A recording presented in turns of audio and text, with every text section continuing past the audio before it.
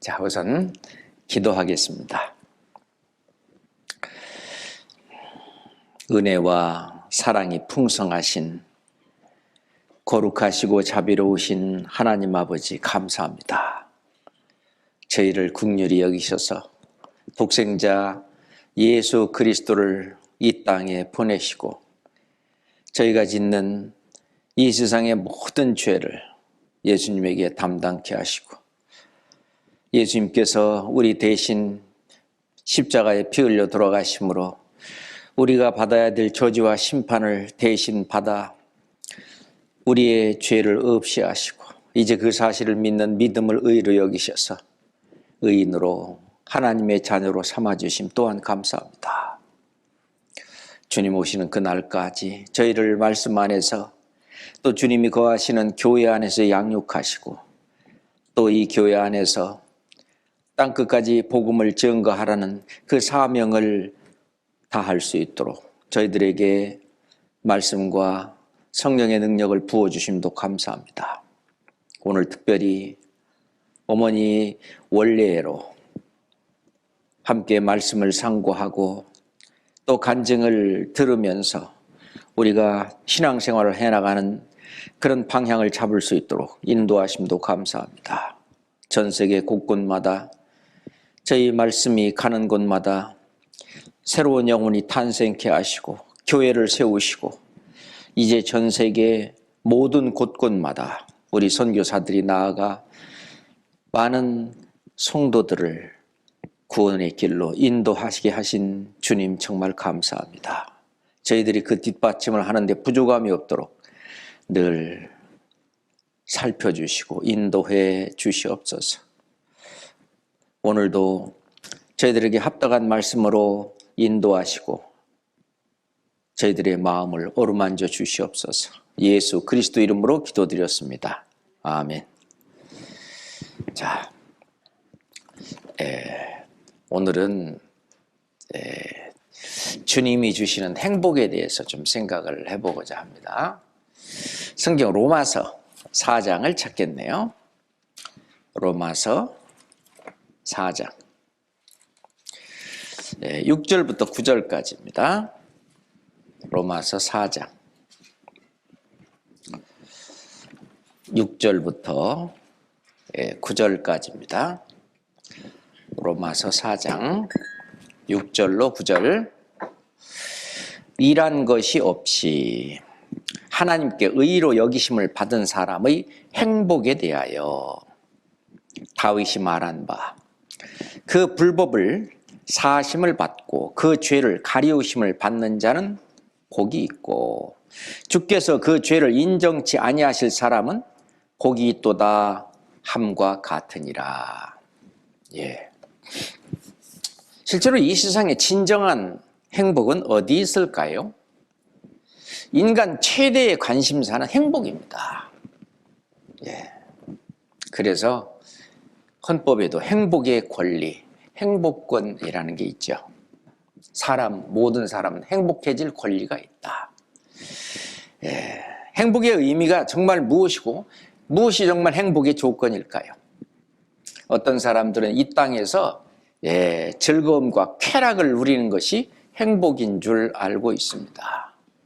어떤 사람은 물질과 명예, 그리고 출세하는 것과 성공하는 것 등 이런 환경적인 요인이 행복의 조건인 줄 생각하고 있습니다. 그런데 솔로몬은요, 지금 요즘 사람들이 행복의 조건이라고 생각하고 있는 모든 것을 다 누려본 사람이에요. 그래서 솔로몬이 발견한 그 인생의 허무함, 이 세상에서 행복을 찾으려고 하는 것은 바람을 잡으려는 것이다 라고 말을 합니다. 다시 말해서 이 세상에서 원래 인간의 마음속에서 인간이 바라고 있는 진정한 행복은 얻을 수 없다고 하는 것입니다. 예. 그래서 전도서 1장 2절에 보면 전도자가 가로되 헛되고 헛되며 헛되고 헛되니 모든 것이 다 헛되도다. 사람이 해 아래에서 수고하는 모든 수고가 자기에게 무엇이 유익한고? 예. 진짜 밤잠 못 자면서 열심히 공부해서 좋은 대학에 가면 행복한 줄 알았더니 그것도 아니더라는 것이죠. 예.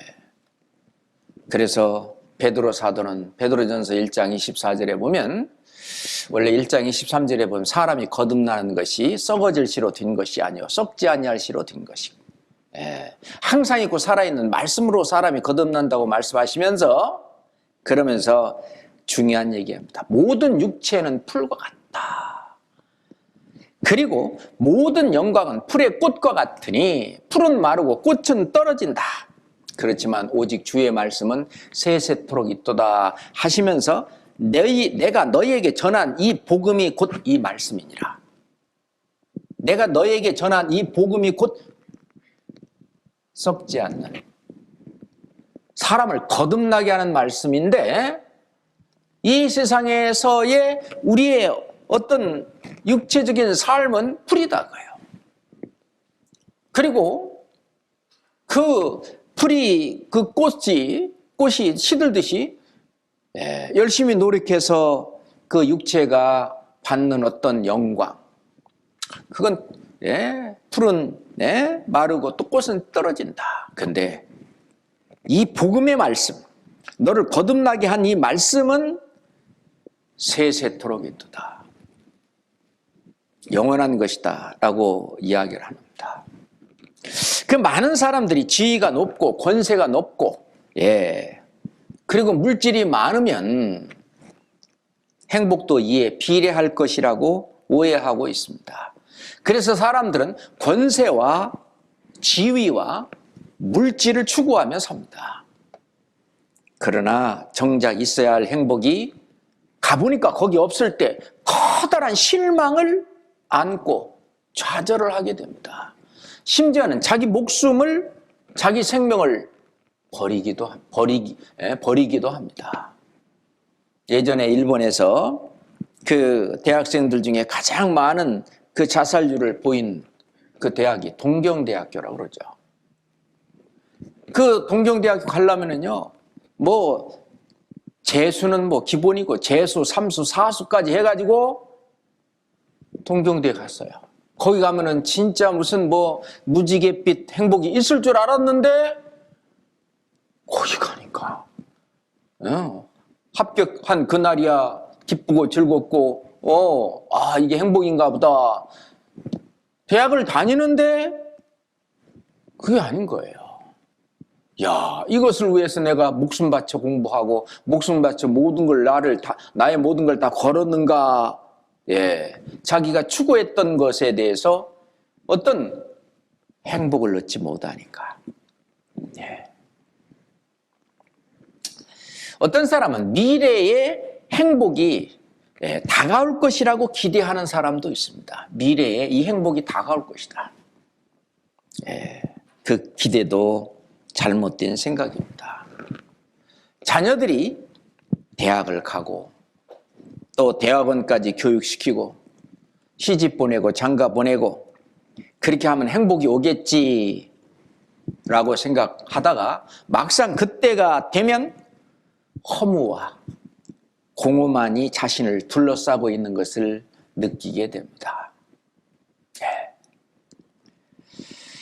좀 더 많은 재산을 모아서 마음에 드는 그 집도 사고 차도 사고 또 옷도 사고 또 뭐 그 장신구도 사고 그 안에서 아름다운 치장을 그렇게 하고 살면 행복이 오겠지라고 믿다가 실상 그것이 이루어지면은 얼마 안 가서 진정한 만족과 행복은 결코 그 집에 존재하지 않는다는 것을 절감하게 됩니다.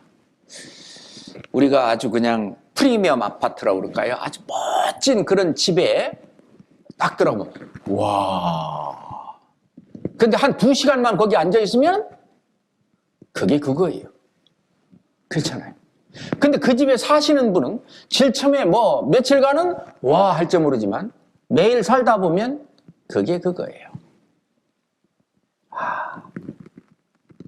그래서 행복은 자기의 마음 안에 숨어 있다 라는 말이 있습니다. 성경 전도서 2장 보겠습니다.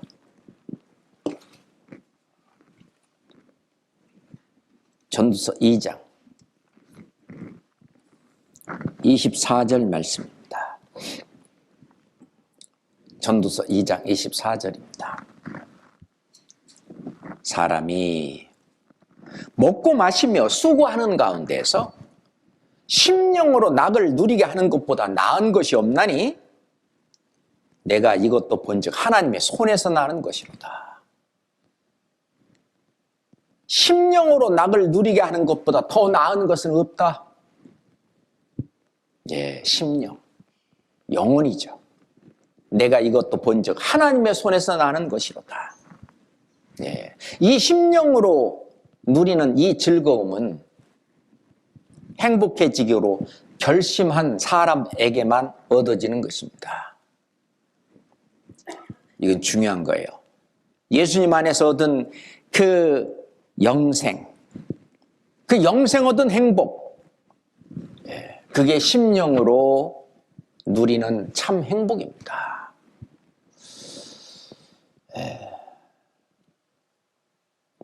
우리가 그 영생을 누리며 이 세상에서도 그 영생을 얻고 사는 사람, 정말 하늘의 산 소망을 가지고 살아가는 사람, 이게 진짜 행복한 거예요. 이 세상의 모든 어떤 문제의 해결점, 해결하는 그 열쇠가 바로 이 구원입니다. 영생이에요. 바로 하나님의 자녀로 거듭나는 거예요. 거기가 이제 이 세상의 모든 문제를 푸는 열쇠예요. 그것부터 시작이 되는 거예요.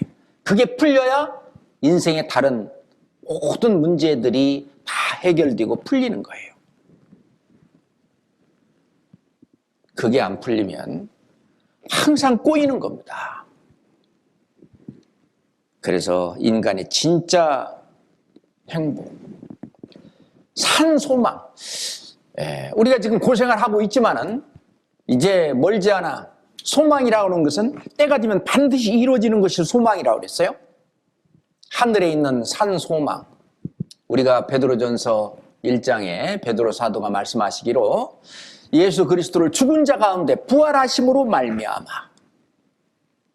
우리를 거듭나게 하사 산 소망이 있게 하시며 말씀하셨는데, 우리가 이 세상을 살아가는 동안은 희생이 있고 수고가 있고 고난이 있고 핍박이 있고, 그 다음에 또 이 몸이 아픈 그 생로병사의 과정 속에서 우리 그 그리스도인들이요, 이 세상 사람들도 겪는 거 다 겪고 갑니다.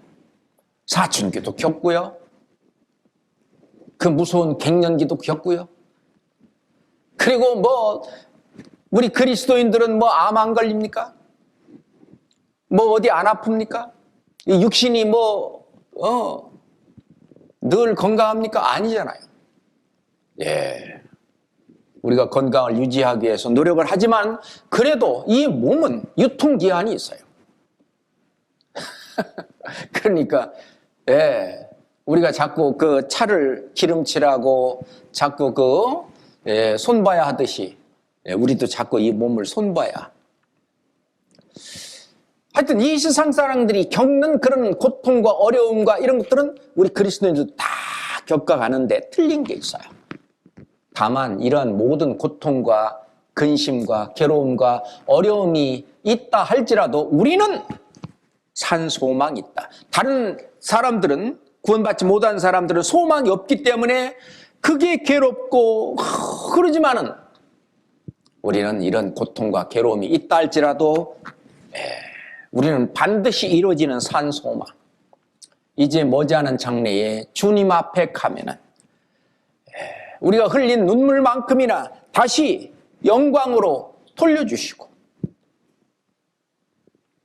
우리가 이 세상에서 행한 대로, 우리가 일한 대로 하나님께서 주실 그 상급과 면류관과 그 영광이 있는데, 그거는 혹시 뭐 까먹고 안 준다 그런 게 아니잖아요. 띄어먹고 안 준다 그런 게 아니잖아요. 이거는 산 소망, 살아있는 소망입니다. 그 소망을 바라보며 사는 게 행복이에요. 예? 예전에 시장에서 떡을 만들어 파는 떡 장사하는 그 어머니, 남편도 안 계시고 그 아들 하나 키우는데, 그 아들이 아주 좋은 대학에 갔어요. 그 대학에 다니는 그 등록금을 버느라고, 아이 학비를 벌고 그걸 버느라고 이 떡 장사를 하는데, 다른 아줌마들보다도 이 아줌마는 아주 행복하게 그 떡 장사를 하는 거예요. 새벽 일찍 일어나서 막 절구통에 쪄가지고 뭐 송편도 만들고 뭐 인절미도 만들고 집에서 이렇게 만들어다가, 요즘이야 뭐 방앗간에서 또는 뭐 떡집에서 다 하지만은 옛날에는 안 그랬잖아요. 그걸 새벽 일찍 걸 만들어 갖고 와서 시장에 와서 그 조그만 좌판 위에 놓고 그걸 파는데 행복해 하는 거예요. 왜? 소망이 있어요. 내 아들이 이제 이 좋은 대학에 좋은 과에 나와서 앞으로 아주 좋은 그런 회사에 취직을 하고, 그렇게 되면은 아주 잘 될 거라고 하는 그런 희망, 그걸 바라보고 하니까 지금의 고생과 고통과 아픔과 이런 것들이 이겨나갈 수 있고 견뎌나갈 수 있고, 그리고 그 일이 사람들이 볼 때는 참 잠도 좀 줄여가면서 하는 그런 고통스러운 일이지만 즐거운 거예요. 그렇잖아요? 그것처럼 우리는 이제 잠깐 하면 오시리가 오실 그 주님이 계시는데, 주님이 주실 그 모든 것을 바라고 사는 하늘의 산 소망이 있잖아요. 이 하늘의 산 소망을 가지고 가는 사람은 진정 행복한 것입니다. 솔로몬은요, 재산도 많고 자기가 솔로몬 왕 그 근동에서는요, 그 근동을 다스리는 나라야. 그러니까 감히 솔로몬 왕에 대적할, 그러니까 솔로몬 왕은 전쟁을 안 했어요. 왜냐하면 감히 솔로몬 왕을 대적할 수 있는 그런 나라가 옆에 없어요. 솔로몬 왕은 뭐 그 기병대 뭐 이런 거, 이 군사적인 그 전략도 뭐 엄청납니다. 솔로몬 개인 재산도 엄청나고, 그리고 솔로몬의 후비 왕비가 300이었어요. 300명의 왕비, 거기다 빈장이 700이라고 그랬어요. 그냥 이렇게 결혼 안 하고 데리고 사는 여자가 700이요. 그 1000명의 자기 아내를 두고 살았는데 그래도 만족이 없었어요. 사마리아 우물가에서 예수님을 만난 그 사마리아 여인은 뭐 남편 지금까지 5이 있었고 지금 6번째도 있는데, 그 남편이 너에게 진짜 행복을 주지는 못한다 그거예요. 진짜 행복을 주시는 분은 바로 진정한 남편인 그리스도께 드리려고 중매함이로다.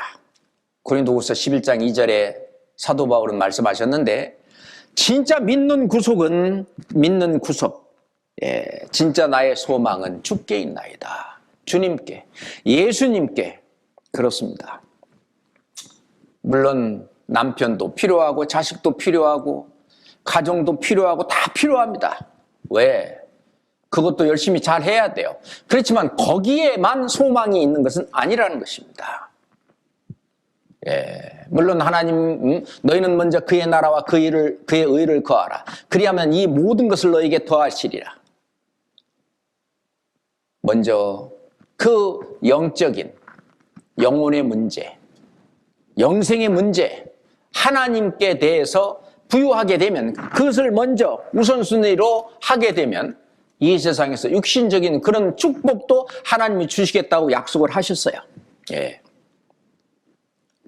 그것도 안 중요하다는 것은 아닌데, 그 더 중요한 하나님에 대한 것, 그것을 놓치고 살으면 진짜 행복을 놓치고 사는 것이다. 그런 얘기입니다.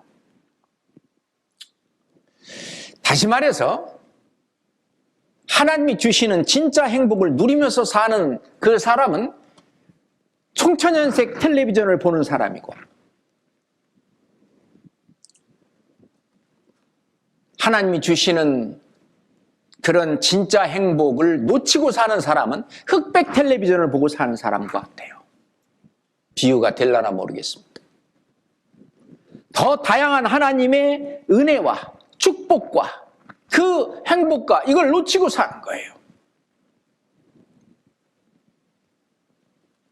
이렇게 우리는 하나님과 연결되어 사는 게 이게 정말 중요한 거예요.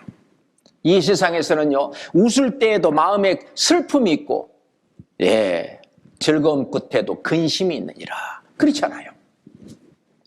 이 세상 사람들 사는 거 보면 그렇잖아요. 그렇지만 다윗이 발견한 행복, 구원받고 주님과 함께 늘 함께 동행하면서 하늘 소망을 가지고 살면서 복음을 전하며 사는 이 다윗, 이 다윗은 진짜 행복한 사람이었어요. 여호와는 나의 목자시니 내게 부족함이 없으리로다. 그가 나를 푸른 초장에 누이시며 쉴만한 물가에 인도하시는도다. 내 영혼을 소생시키시고 자기 이름을 위하여 의의 길로 인도하시는도다. 함께 내가 때론 사망의 음침한 골짜기를 다닐지라도 해를 두려워하지 않는 어떤 손해를 입는다든가 이런 어떤 그런 해를 두려워하지 않을 것은 주께서 나와 함께 하심이라. 그러니까 어떤 형제자매님들은요, 어떤 큰 일이 회사나 자기 일이 터졌는데도 당황하지 않아요. 아이고 내가 두려워하지 않는 것은 주께서 나와 함께 하심이라. 주께서 나의 원수의 목전에서 내게 상을 베푸시고, 그 나를 대적하고 나를 비방하고 하는 사람들 앞에서 잔치상입니다. 어떤 밥상, 상을 베푸시고 기름으로 내 머리에 두르셨나니 내 잔이 넘치나이다. 예전에요, 전쟁을 해서 이제 이기면은 적의 장수들이라든지 그 왕들 있잖아요. 왕들을 저쪽 밥 먹는 저쪽에 꿇어앉혀 놓고, 그 앞에서 이제 밥상, 이제 상을 놓고, 그리고 이제 테이블, 거기서 이제 식사를 하는 거예요. 그게 바로 이 내 원수의 목전에서 내게 상을 베푸시고 기름으로 내 머리에 바르셨으니 내 잔이 넘치나이다. 그러면서 내 평생의 선하심과 인자하심이 정녕 나를 따르리니 내가 여호와의 집에서 영원히 거하리로다. 지금 거하는 이것이 영원까지 연결이 되는 거예요. 이제. 나의 인생이 이 세상에서 그걸로만 끝나는 게 아니라 내 인생이 이 세상과 그리고 이어져서 영원까지. 다윗은 행복한 사람이었어요. 헬렌 켈러 여사가 많은 사람들에게 참 행복을 얻는 방법에 대해서 이야기하는데, 사람들이 참 행복을 얻는 것에 대해서 잘못 생각하고 있다는 거예요. 헬렌 켈러 그 여사는 눈도 못 보고, 그죠? 귀도 듣지를 못했습니다. 그러니까 듣지도 보지도 못하는 그 분이 한 얘기가, 행복이라는 것은 역경 속에서도 가치 있는 일을 충실히 해 나감으로써 얻어지는 것이라는 거예요. 역경 속에서도 가치 있는 일, 우리 그리스도인으로서 가장 가치 있는 일이 뭐겠습니까? 올바른 신앙생활 4대 요소. 가장 가치 있는 일이잖아요. 말씀생활, 기도생활, 교제생활, 전도생활. 이거 열심히 잘하면은요, 그 사람은 성령이 충만한 사람이에요.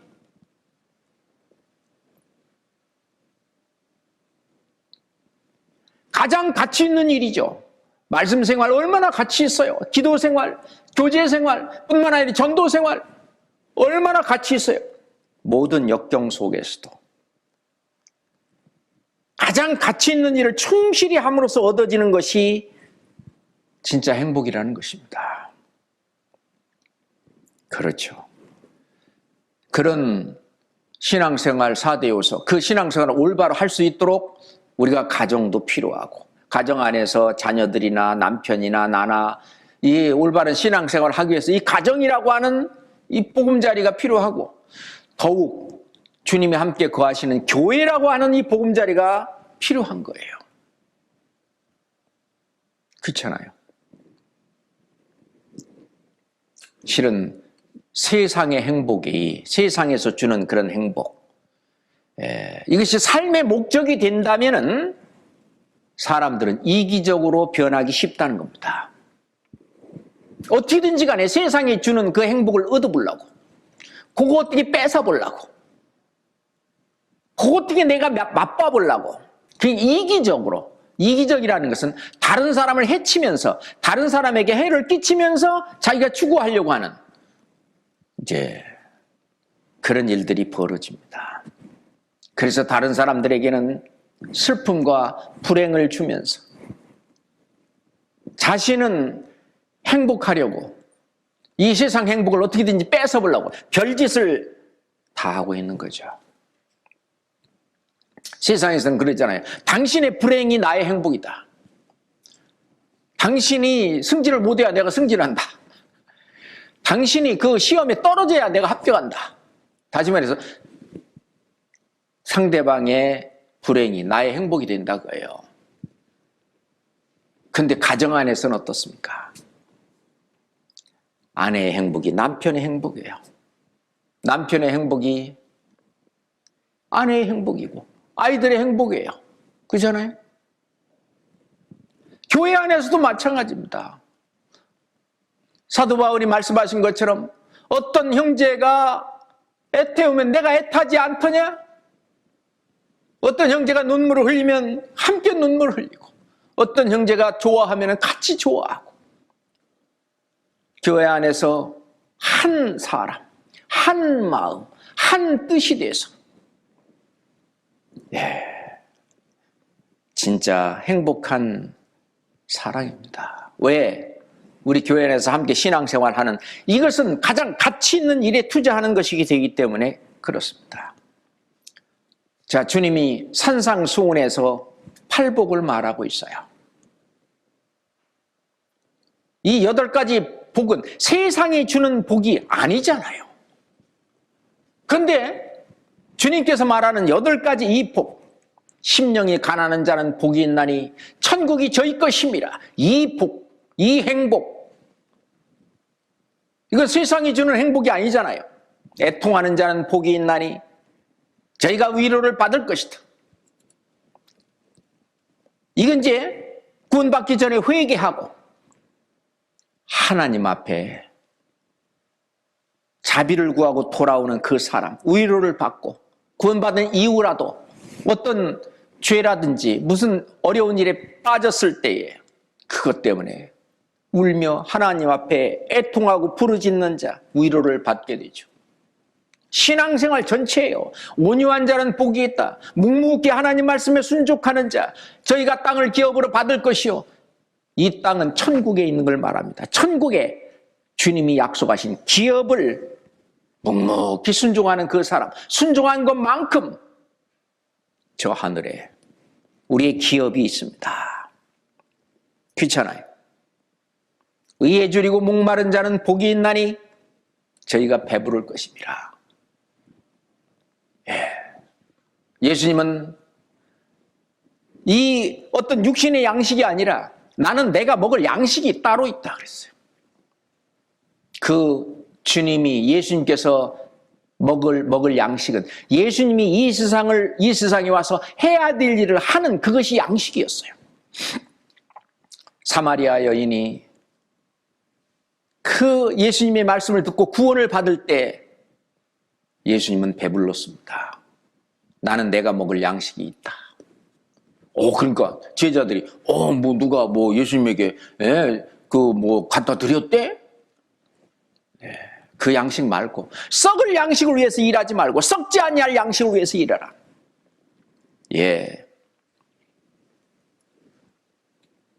의에 줄이고 목마른 자. 하나님께서 우리에게 맡겨진 사명을 어떻게든지 내가 하고자 하는 하고 싶은 그걸 해야만 해결이 되고, 그런 사람 복이 있다. 저희가 나중에 배부를 것이다. 긍휼히 여긴 자는 복이 있나니 저희가 긍휼히 여김을 받을 것이요, 구원받지 못한 다른 영혼 불쌍히 여기는 사람, 구원받아 같이 신앙생활을 한다 할지라도 아직 육신이 강해서 막 어쩌고 저쩌고 하는 그 사람을 불쌍히 여기고 도와주고, 지금 신앙에서도 신앙이 어린아이가 있고 장성한 사람이 있고, 그리고 신앙이 아주 완숙한 그런 사람도 있고 다양하죠. 우리가 어른들이 있잖아요. 아기가 좀 잘못한다고 너무 나무라거나 그렇게 안 하잖아요. 격려해주고 희망을 주고 이렇게 힘을 주듯이 이 교회 안에서도요, 다른 사람을 긍휼히 여기는, 우리가 별거 있어요? 죄사함 받은 실은 죄인이지, 죄성 그대로 갖고 있는.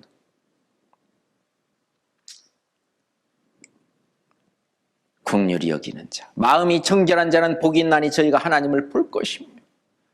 정말 정직하게, 이제 구원받은 이후에 정직하게 가정에서나 교회에서나 직장에서나 어디에서나 진짜 정직하게 하나님 앞에 깨끗한 마음으로 살아가는 사람, 그 사람은 교회 안에서 하나님께서 일하시는 그 모습을 보게 된다는 겁니다. 큰 축복이죠. 하나님이 우리 교회 안에서 어떤 일을 하고 계신가를 우리 눈으로 볼 수 있다고 하는 건 엄청난 축복입니다. 그렇잖아요? 화평케 하는 자는 복이 있나니 저희가 하나님의 아들이라 일컬음을 받을 것이다.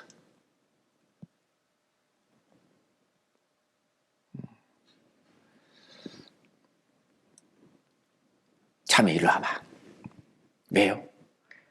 이쪽 자매가 이러대? 자매 이런다며? 아니요, 내가 언제 그래? 그냥 두면 안 돼. 가서 한바탕 붙어. 이게 형제 사이를 이간질하는 자입니다. 그렇잖아요? 어떤 안 좋은 말은 절대로 전하면 안 돼요. 응? 자기가 그 자매하고 친하다고 하는 그런 걸 보여주기 위해서 그렇게 하는지는 모르겠지만, 그런 거를요 전해주면 안 돼요. 우리가요 옛날에 왕도 임금님 없을 때는 뒤에서 뭔 말 합니다. 그렇잖아요. 지금 현재 대통령도요, 대통령 앞에서는 못하지만 대통령이 없을 때는 뒤에서 대통령에 대해서 이러쿵저러쿵 얘기할 수 있죠. 우리가 형제 자매들 사이 속에서도요, 그 형제 자매가 없을 때 혹 그런 이러쿵저러쿵 말이 있을 수도 있어요. 근데 그걸로 끝나야지. 그죠? 그거를 전한다든가 전달한다든가 이러면은 화평을 깨는 거예요. 사랑은 허다한 죄를 덮느니라. 우리는 죄를 늘 짓고 살지만 그걸 덮어가며요. 그거 기억해봐야 좋을 거 아무것도 없어요. 그거 기억해서 뭐 하면은 살이 찝니까? 건강해집니까? 뭐가 됩니까? 마음만 쌍방에 다 마음만 상하는 일이에요.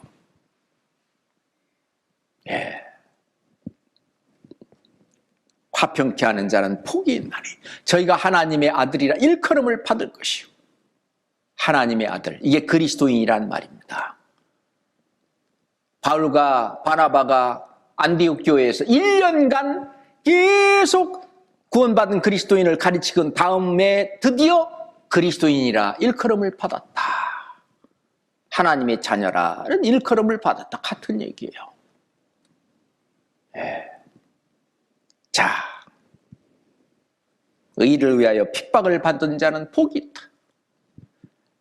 가만히 있어도 우리를 비난하죠. 이 파에 대해서는 어디서든지 반대를 받는 줄 내가 알미로라. 그렇게 사도행전 마지막 장에 기록되어 있는데 가만히 있어도 자꾸 뭐라고 했어. 그잖아요. 복음 좀 전하려고 하면은 예전에 사도 바울을 나사렛 이단의 괴수라고, 천하의 아주 연병이라고 막 모든 하면서 막 비난했듯이 지금도 우리를 욕하고 핍박하고 그런 사람은 복이 있다. 그건 하늘에서 너희 상이 큼이라. 기뻐하고 즐거워라. 너희 선지자들 하늘에서 너희의 상이 큰다. 너희 전에 있던 선지자들을 다 이같이 핍박하였느니라. 자, 예수님이 산상수훈에서 말씀하신 그 팔복 내용이 다 뭡니까? 이 세상에서 주는 행복이 아니에요. 그 복은 주님이 주실 행복, 하나님이 우리에게 약속하신 행복입니다. 그렇잖아요? 그래서 우리 그리스도인들의 행복의 기초는요, 영생입니다. 너희가 성경에서 영생을 얻는 줄 생각하고 성경을 상고한다고 예수님 말씀하시면서 예수님은 친히 요한복음 10장 28절에 내가 저에게 영생을 주노니 영원히 멸망치 아니할 터이요. 그 영생을 받은 사람.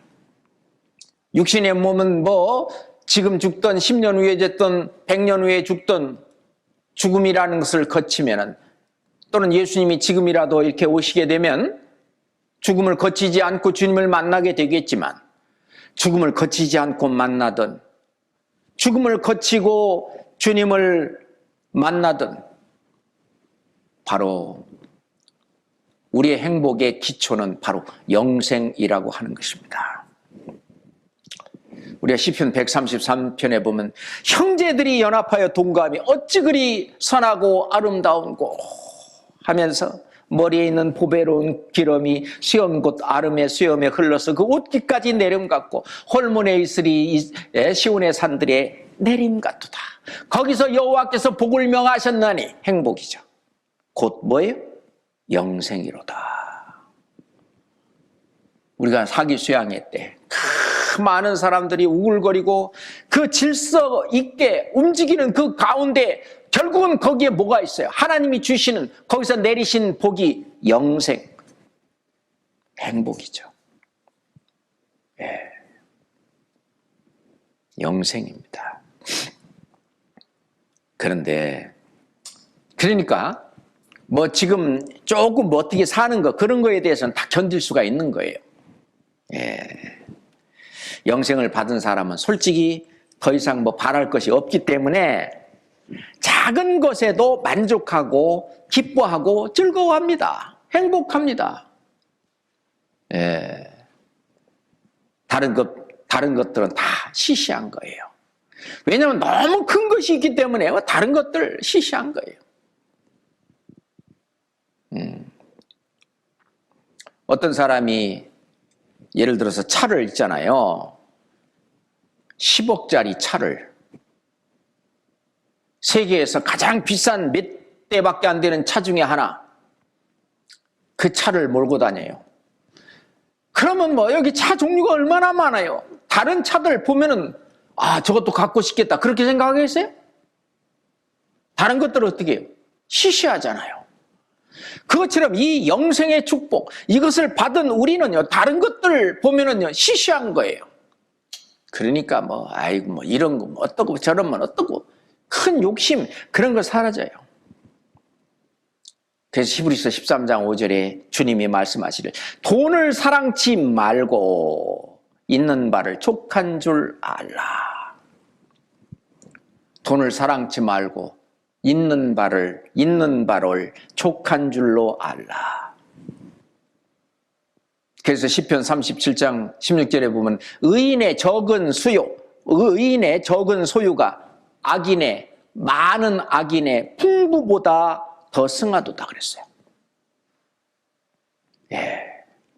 재물의 진정한 가치는 얼마나 많은 재물을 소유하고 있는 것이 아니라 그것을 어떻게 누리며 사느냐, 어떻게 사용하느냐, 그게 달려 있어요.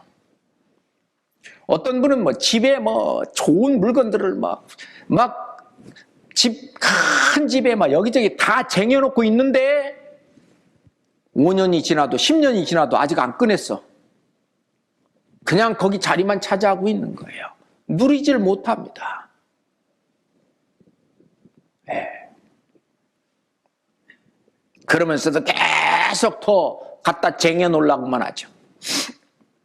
그래서 성경은 잠언 30장에 거머리 얘기가 있죠. 거머리에게는 두 딸이 있어 다고다고 하느니라. 그 세상 욕심. 그러니까 해도 만족이 없는 거예요. 예. 디모데전서 6장 봅시다. 디모데전서 6장 6절부터. 디모데전서 6장 6절부터. 그러나 지족하는 마음이 있으면 경건이 큰 이익이 되느니라. 우리가 세상에 아무것도 가지고 온 것이 없음에 또한 아무것도 가지고 가지 못하리니 우리가 먹을 것과 입을 것이 있은즉 족한 줄로 알 것이니라. 부하리 하는 자들은 시험과 올무와 여러 가지 어리석고 해로운 정욕에 떨어지나니 곧 사람으로 침륜과 멸망에 빠지게 하는 것이라.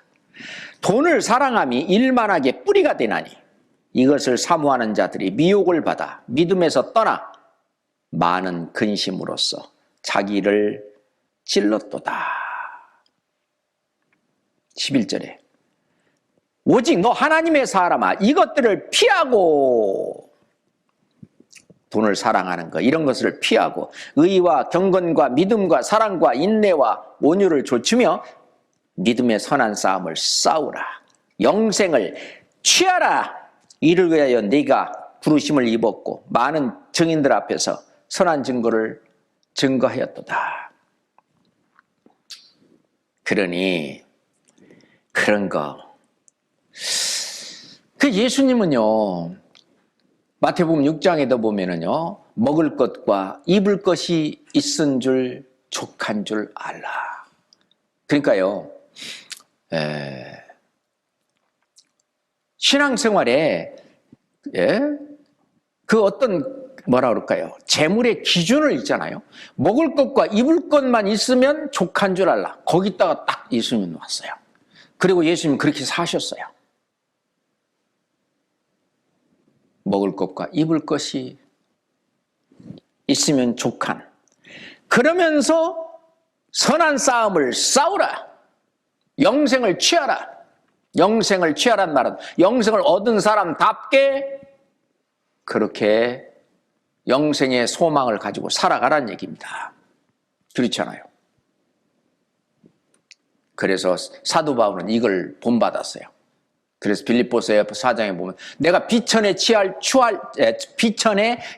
줄도 알고 풍부에 취할 줄도 알고 그래서 내가 모든 일에 배부르고 그리고 때론 배고픔도 당하는데 배고픔과 풍부와 궁핍에도 일체의 비결을 배웠노라. 내가 좀 풍부할 때는 풍부할 때대로 궁핍할 때는 궁핍할 때대로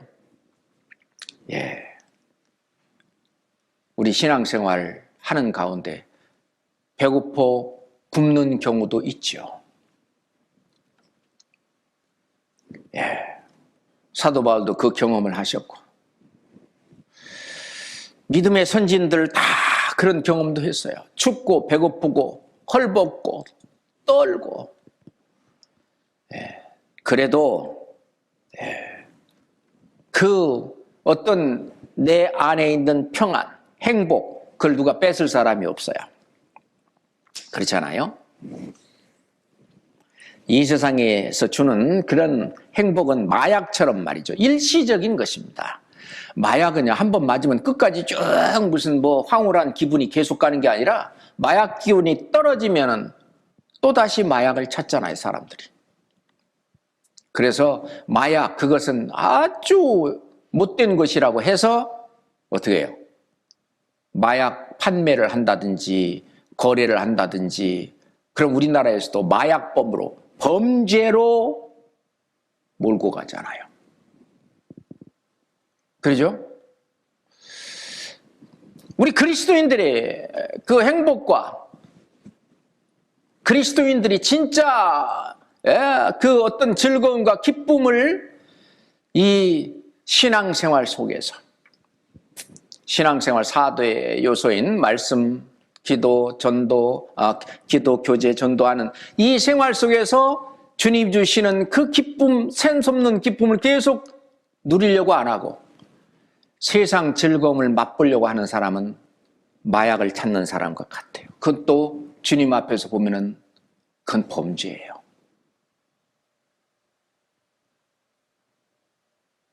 그래서 세상을 사랑하는 것이 나와 원수됨을 알지 못하느냐? 세상에서 행복 찾으려고 하는 사람. 그게 원수, 죄잖아요, 하나님 앞에. 그렇다고 그러면 세상에서 주는 어떤 기쁨과 즐거움을 우리는 누리지 말라는 말이냐? 아니에요. 하나님은 아브라함도 엄청난 부자가 되게 했고, 아브라함의 아들 이삭은 거부라고 그랬어요. 거부. 야곱도 엄청난 부자예요. 밑에 뭐 식솔들이 얼마나 많은데요. 요셉은 어떻고요?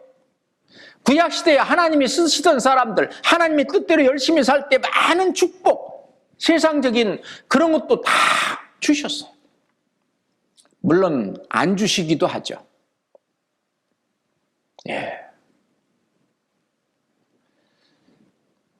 이 신약 성경에도 보면은 이 믿는 그리스도인들 속에서 하나님이 어떤 부와 어떤 세상의 명예까지, 이게 복음을 위해서, 교회를 위해서, 하나님의 영광을 위해서 주는 분도 있고요. 또는 이거 줬다가는 신앙생활 안 되겠다 싶은 사람은 그 선에서, 적당한 곳에서 딱 끊는 거예요. 예를 들어서 고등학생한테 한 달 용돈을 100만 원씩 줘보세요. 그 아이는 틀림없이 버립니다. 그렇잖아요? 어디 100만 원을 쓸 데가 없으니까 어느 쪽에 써요? 쾌락적인 것, 즐기는 곳, 죄 짓는 곳, 나쁜 짓 하는 곳, 거기다가 돈을 써요. 그렇잖아요? 그래서 용돈도, 아이들 용돈도 진짜 적절하게 줘야 돼요. 꼭 필요한 데만, 신앙생활과 학교생활과 이런 생활하는데 지장이 없을 정도로 그것이 가장 부모님이 자녀에게 용돈을 주는 가장 알맞은 수준이듯이, 하나님도 그 사람에게, 그 가정에게 가장 알맞은 수준이 어느 정도다라고 하는 걸 하나님 너무 잘 아시잖아요. 그래서 내가 조금 다른 사람보다도 조금 뭐 낮게 살든 또는 뭐하게 살든, 그거는 하나님이 나를 보시고 나를 위해서 그렇게 하는 거다라고 생각을 하고 그냥 그것에 만족하는, 그게 지족하는 마음이라는 거예요. 그러면서 하나님이 이제 돈도 이제 더 좀 줘봤더니 뭐 그냥 막 돈 버는 데만 더 해가지고 신앙생활 이런 건 내팽개치고 뭐 원례라든가 이런 거 뭐 쳐다보지도 않고 뭐 뺏어버려 그냥.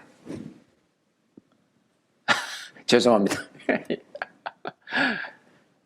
그렇게 할수록 그런 물질을 누르면서 신앙생활 올바로 이렇게 하게 되면 하나님이 더 주는 거예요. 왜냐하면은 그렇게 돈도 벌고 그래서 복음 전하는데, 성도를 섬기는데, 이런데 교회가 더 쓸 수 있도록 이렇게 주기 때문에 하나님이 그런 사람은 더 주시는 거예요. 그걸 아는 사업하시는 형제자매들은요, 이 주님이 해주시는 거구나. 그래서 계속 주님이 주시는 것만큼이나 계속해서 교회를 위해서 이렇게 주면은 주님이 사업을 더 번창시켜요. 더 해가지고 식솔들도 더 많아지고. 그렇지만 더 바쁜 가운데에서도 자기 신앙생활 하는 그것은요, 예전보다 더 열심히 그렇게 하시는 거예요. 그럴 때 이 애는 됐다. 돈 때문에 실족하거나 그러지는 않구나. 그러면서 주님이 허락하셔요. 주님 우리를 너무 잘 알아요. 그렇잖아요. 자, 하나님이 말씀하시는 진정한 행복, 정말 행복한 사람이 누구냐? 첫 번째, 구원받은 사람입니다. 그죠? 시편 32장 1절에 보면은, 자, 허물의 사함을 받고 그 죄의 가리우심을 받는 자는 복이 있도다. 행복이에요. 첫째, 구원받은 사람. 그래서 하박국 선지자 잘 알죠? 없는 거 6가지지만 그런 것이 없을지라도 나는 여호와를 인하여 즐거워하며 구원의 하나님을 인하여 기뻐하리로다. 구원받은 자, 영생 얻은 자, 이게 바로 행복의 첫 번째 요인입니다. 이스라엘 백성들에게 신명기 33장에 하나님 그랬어요. 이스라엘이여, 너는 행복자로다. 너같이 여호와의 구원을 너같이 얻은 백성이 어디 있냐?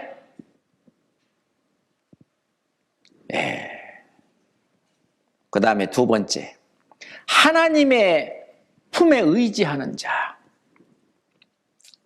부모를 잃은 아기가 부모를 찾아서 부모의 품에 안겨 있는 것처럼, 정말 주님의 품에 안겨서 살아가는 사람, 진짜 그 사람은 행복한 사람입니다. 시편 131장 찹시다. 시편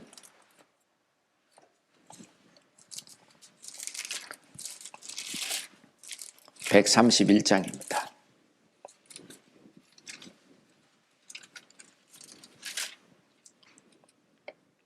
시편 131장 2절 같이 읽겠습니다. 실로 내가 내 심령으로 고요하고 평온케 하기를 젖된 아이가 그 어미 품에 있음 같게 하였나니 내 중심이 젖된 아이와 같도다.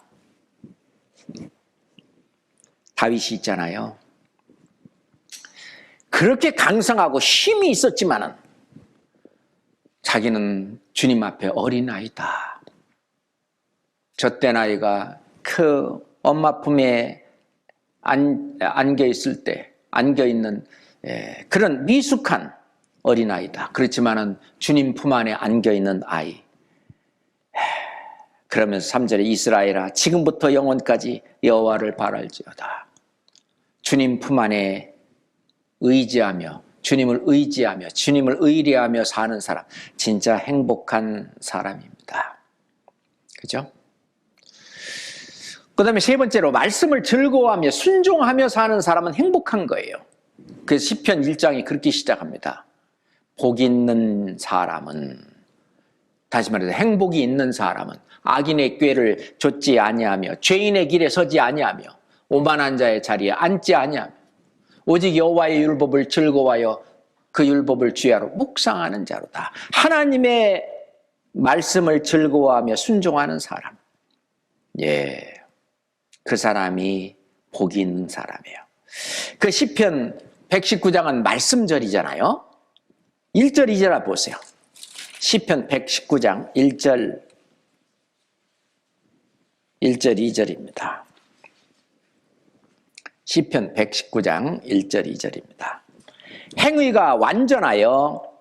행의 완전하여 여호와의 법에 행하는 자가 복이 있으며 여호와의 증거를 가지고 전심으로 여호와를 구하는 자가 복이 있도다. 예, 행의 완전하여 이 구원받고 여호와의 법에 행하는 자, 이제 하나님의 말씀대로 살아가는, 좁은 문을 통과해서 좁은 길을 가는 사람이에요. 믿음에서 믿음에 이르는 사람이에요. 영생 얻고 영생을 누리며 사는 사람이에요. 이 사람이 복이 있으며 행복한 사람입니다. 그렇잖아요. 그 다음에 네 번째로 주님과 함께 사는 사람이에요. 예. 주님이 거하는 집이 내 집도 있지, 내 몸도 주님이 거하시는 성전이지만 이 전체가 다 이 교회가 바로 주님이 거하시는 집이잖아요. 성전이잖아요. 예. 자, 우리를 구원하게 한 이유는 우리와 함께 살려고. 하나님은 성전에 계시니 성전에 계셔요. 주님은 성전에 여기에 계십니다. 영국의 어느 한 빈민가에 한 자매 할머니가 살고 있었어요. 가난하시고 그리고 또 병이 걸려가지고 아프지만은 항상 명랑하고 웃음을 잃지 않고 항상 밝은 얼굴을 가지고 행복하게 그렇게 살아가는 거예요. 그래서 어느 전도자가 이 소식을 듣고 있잖아요. 그 빈민가를 찾아갔답니다. 어째서 그런가? 그 전도자가 이제 방에 들어가서 할머니를 만났습니다.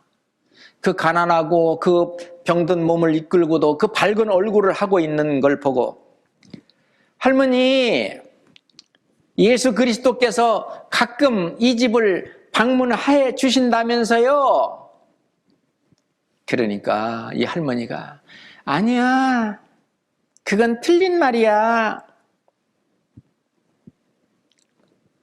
그래서 이 전도자는요, 이 전도하는 목사님이 할머니가 아마 아파갖고 귀가 먹은 것 같다고 생각을 하면서 더 크게, 할머니, 예수 그리스도께서 이 집을 자주 방문하신다며요?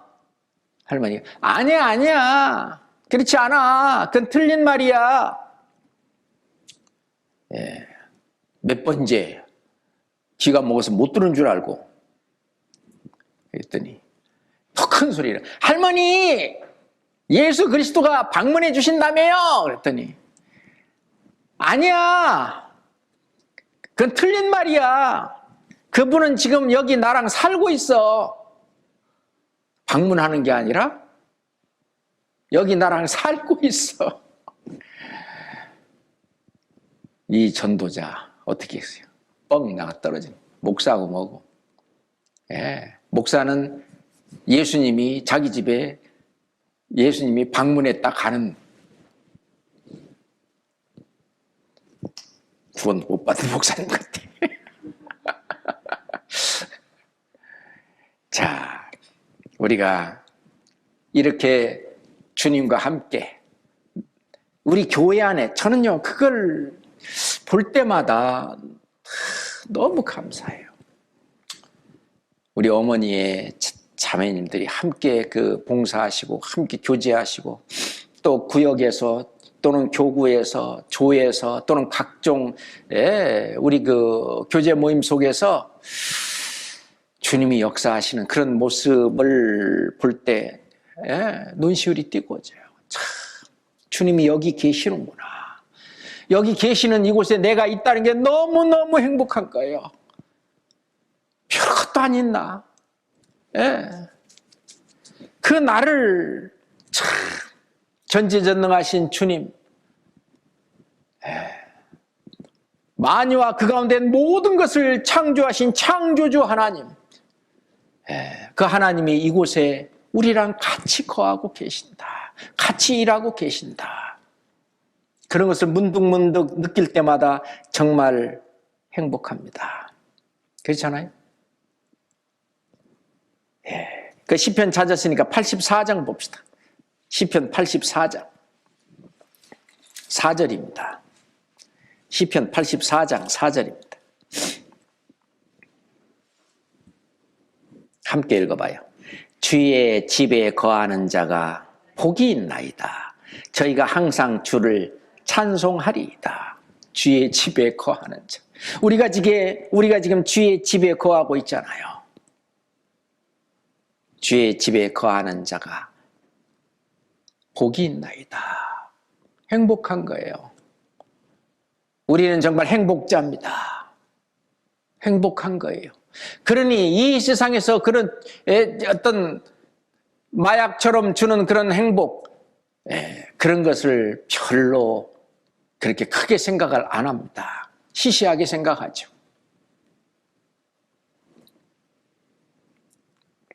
그리고 사도행전 20장 35절에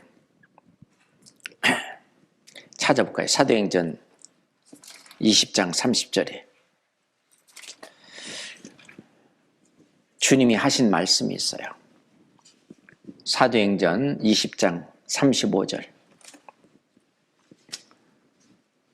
사도행전 20장 35절에 범사에 너희에게 모본을 보였노니 곧 이같이 수고하여 약한 사람들을 돕고, 또 같이 읽어봐요.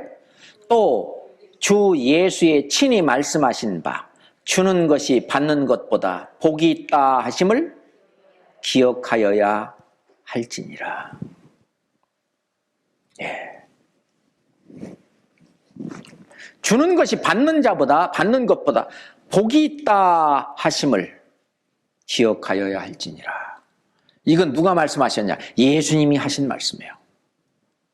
나의 주, 우리 주 예수 그리스도께서 하신 말씀이에요. 친히 말씀하신 바 그랬어요. 주는 자가. 그래서 우리 형제자매들이 같이 식사를 할 때 그 식사비도 내가 내는 것이 주님 앞에 상급이에요. 냉수 한 그릇도 결코 상을 잃지 않는다고 그러는데요.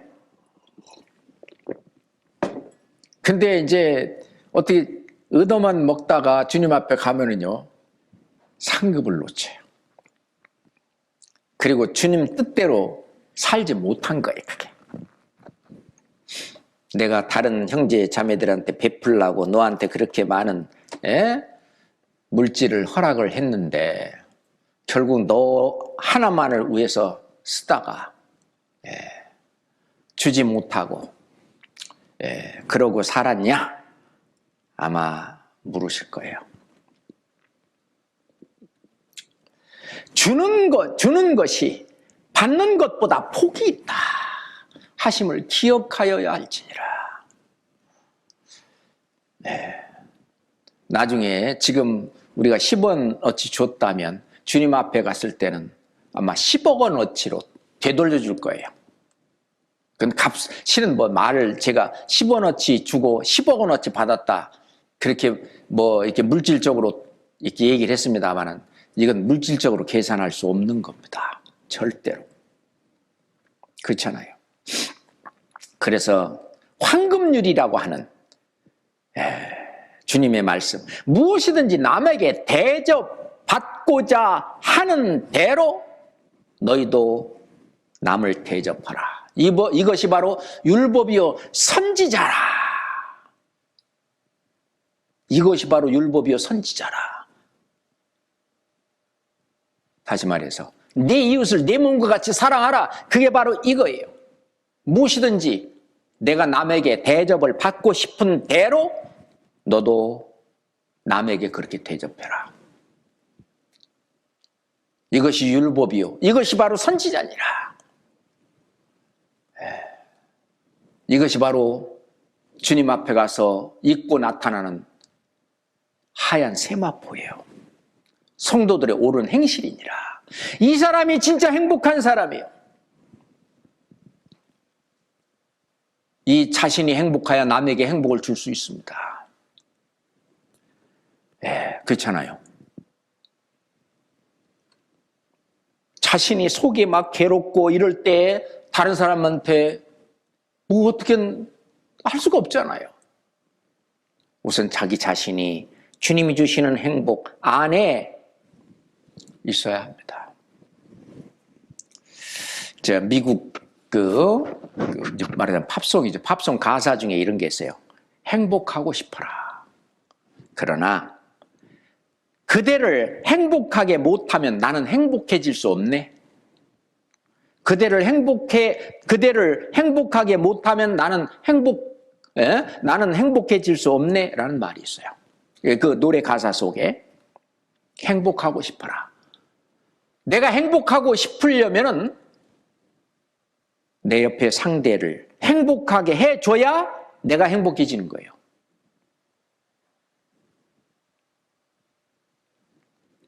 네. 원래는 남자 가수가 부른 노래입니다. 그 여인을 두고 그 여인에게 속삭이듯이 내가 그대를 행복하게 해주지 못한다면 나는 행복해질 수 없네. 그렇게 노래 부르는 거거든요. 예. 그렇지만은 실제는 이게 행복의 본질을 꿰뚫은 가사예요.